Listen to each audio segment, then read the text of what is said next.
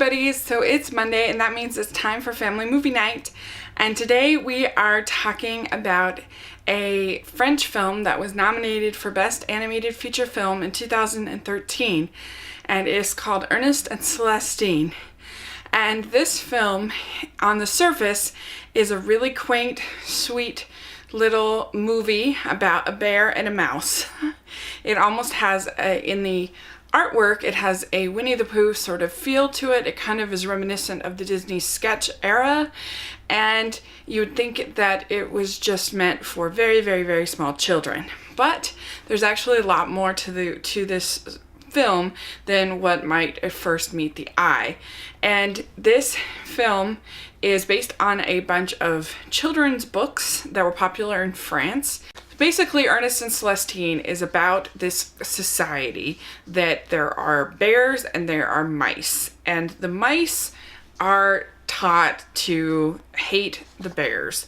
And the mice are reliant upon the bears to get them teeth. And teeth is kind of how their society runs. There's all of these dentists, and they need the teeth for these incisors that they have, that are these big front teeth that are and there's all these like dentists. It's this really weird world. And so they're like brought up to collect teeth and have like a certain number of quota of teeth that they have to get every day. And they get the teeth from the bears. Well, the bears also hate the mice, and they're taught to avoid the mice, to be scared of the mice, but they know that the mice are kind of like the tooth fairy.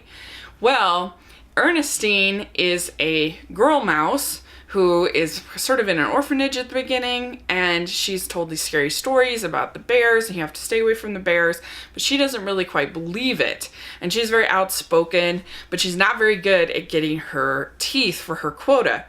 She ends up meeting this bear named Ernest, who is also kind of an outcast amongst all the bears. His family all want him to become a lawyer, and he doesn't want to become a lawyer. He wants to become a musician, and he's out like playing music, and he's kind of a hustler. He's out trying to get money in any way that he can. Well, they meet through various circumstances, and they make a deal, Celestine and Ernest, that Ernest will take Celestine to this tooth bank so she can get all the teeth that she needs for her quota, and Celestine will take Ernest to this candy store where he can eat all the candy that he wants. And so they kind of make this deal together to go sort of against their systems. It's sort of in a weird way, it's kind of a dystopian story. You never would think that, but it really kind of is. And so they create this deal, and they end up on the run, kind of a Bonnie and Clyde type thing.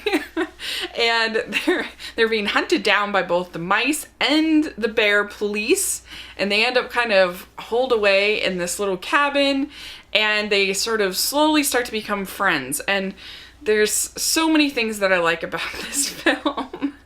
I like it more and more every time I see it. Every time I see it, I see more details. The first time I saw it, I thought, oh, that's cute.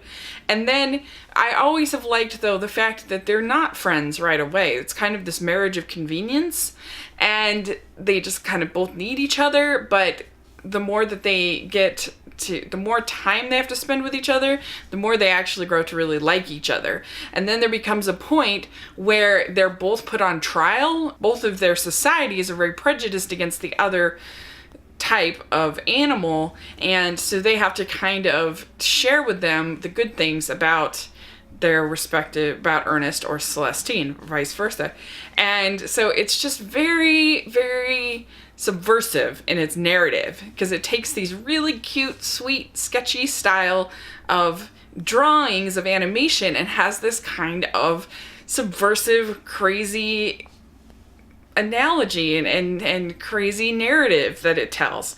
And so there's a lot more to it than you might give it on first glance.